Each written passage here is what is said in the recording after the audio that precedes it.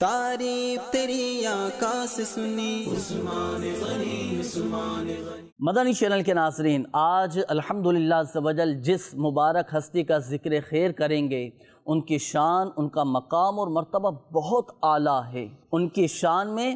قرآن پاک کی کئی آیات نازل ہوئیں، ان کی شان میں کئی احادیث طیبات وارد ہوئیں۔ ناظرین، آج جس مبارک ہستی کا ذکر خیر کریں گے وہ حضور علیہ السلام کے سچے عاشق رسول تھے، اور انہیں امیر المؤمنین کہا جاتا ہے، انہیں جامع القرآن کہا جاتا ہے، انہیں سید الاسخیاء کہا جاتا ہے، انہیں امیر المؤمنین کہا جاتا ہے، اور وہ مسلمانوں کے زبردست خیرخواہ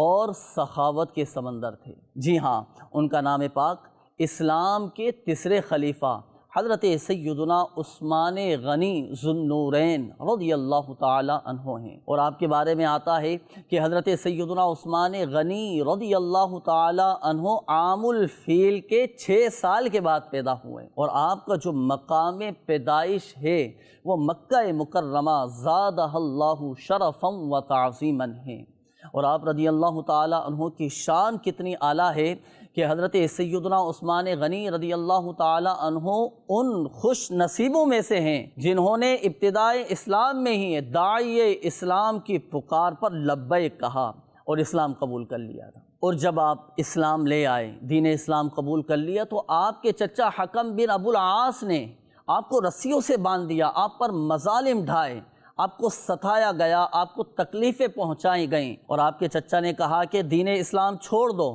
تو آپ نے صاف صاف منع فرما دیا، صاف صاف کہہ دیا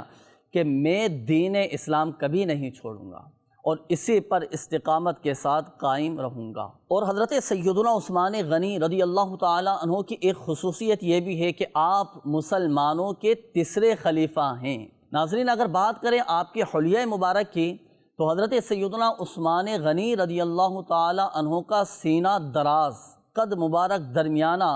اور آپ کے خد و خال بڑے حسین تھے، اور چہرے پر زرد خضاب میں رنگی ہوئی آپ کی داڑھی مبارک چہرے پر بڑی بھلی معلوم ہوتی تھی۔ حضرت سیدنا عثمان غنی رضی اللہ تعالی عنہ کی القابات میں سے ایک لقب ہے ذو النورین، یعنی 2 نوروں والا۔ آپ کو ذو النورین کہا جاتا ہے، اس کی وجہ یہ ارشاد فرمائی گئی کہ پیارے آقا مدینے والے مصطفیٰ صلی اللہ تعالی علیہ وآلہ وسلم کی 2 شہزادیاں حضرت سیدتنا رقیہ رضی اللہ تعالی عنہا اور حضرت سیدتنا ام کلثوم رضی اللہ تعالی عنہا